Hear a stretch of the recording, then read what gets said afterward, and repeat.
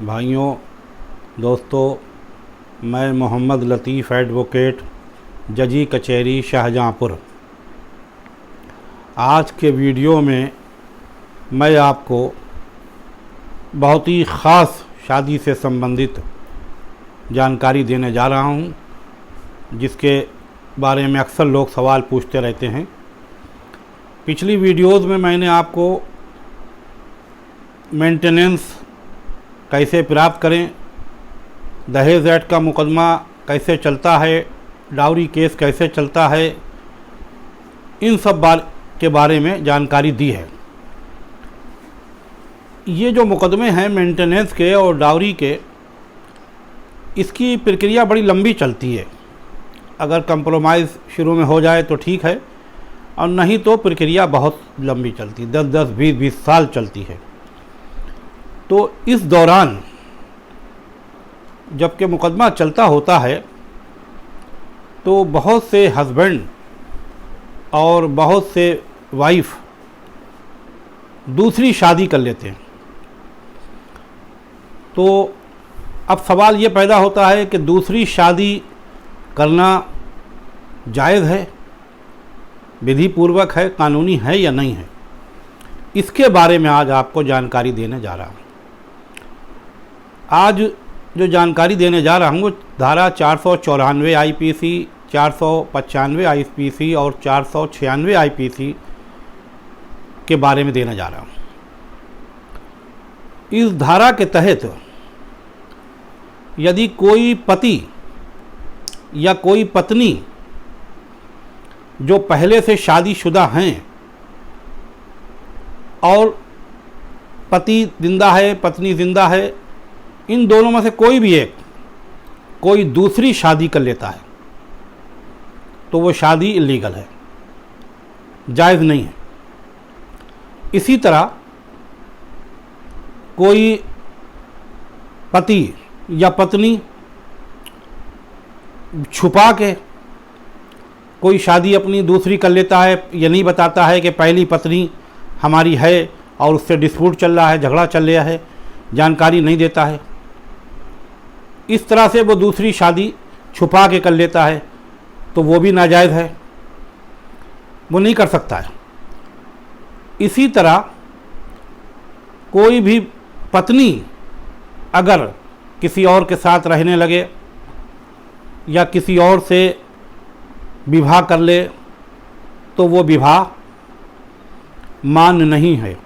ना तो कानून मानता है उस विवाह को और ना ही समाज मानता है।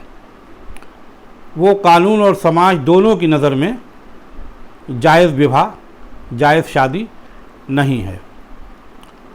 अब सवाल ये पैदा होता है कि जायज़ कैसे हो।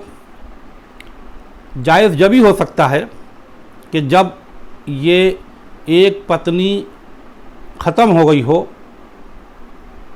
या उससे आपका लीगली डाइवोर्स हो गया हो, तो ये विवाह आप दूसरा कर सकते हैं।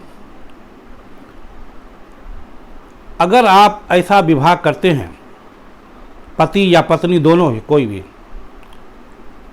तो आपको 7 वर्ष से लेके 10 वर्ष तक की सज़ा और जुर्माना दोनों हो सकता है।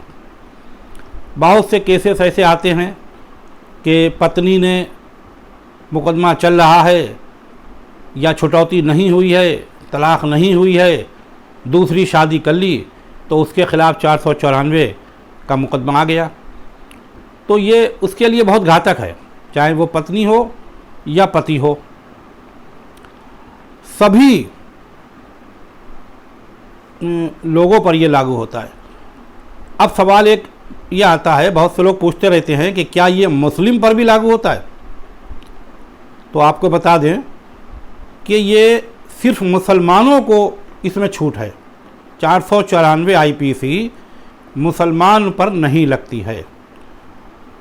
मुस्लिम लॉ के अनुसार भी, आईपीसी 494 के अनुसार भी और शरीयत का जो कानून है उसके अनुसार भी कोई भी मुस्लिम पे या ये नहीं लगती है। मुस्लिम हस्बैंड 2 शादी कर सकता है, उसे हर तरह से छूट है। उस पर ये धारा नहीं लगती। अब सवाल ये पैदा होता है कि बहुत से लोग ये समझते हैं कि ये मुस्लिम पे भी लगती है, लेकिन मुस्लिम शरीयत के अनुसार बिल्कुल उसे छूट है। एक पत्नी के रहते हुए वो दूसरी शादी कर सकता है। अलावा मुस्लिम के सभी लोगों पे, सभी धर्म के मानने वालों पे, कोई भी धर्म हो मुस्लिम के अलावा, सब पे 494 आईपीसी 495 आईपीसी लगेगी। इसके अलावा अगर मुस्लिम करता है तो उस पर नहीं लगेगी। एक मामला इस वक्त जो है आपको बता दें, गुजरात हाई कोर्ट में विचाराधीन है, जहां एक मुस्लिम पति ने दूसरी शादी कर ली, तो वो उसकी पत्नी जो थी अदालत में पहुंच गई। निचली अदालत से फैसला उसके खिलाफ आया। अब वो मामला गुजरात हाई कोर्ट में विचाराधीन है। आगे क्या फ़ैसला आता है वो आपको सामने आ जाएगा, आपको बताएंगे। आज की जानकारी आपको कैसी लगी? अगर आपको अच्छी लगी हो तो शेयर करें, सब्सक्राइब करें और लाइक करें और अपने दोस्तों को बताएं। ये ऐसा एक कानून है कि बहुत से लोगों को नहीं मालूम होता है। बहुत से लोग अनजानते में भी दूसरी शादी कर लेते हैं और बाद में फंस जाते हैं। बाद में बहुत नुकसान होता है, सज़ा भी हो सकती है और हो जाती है ज़्यादातर। इसलिए इस कानून की जानकारी उसको होना चाहिए। शुक्रिया, धन्यवाद।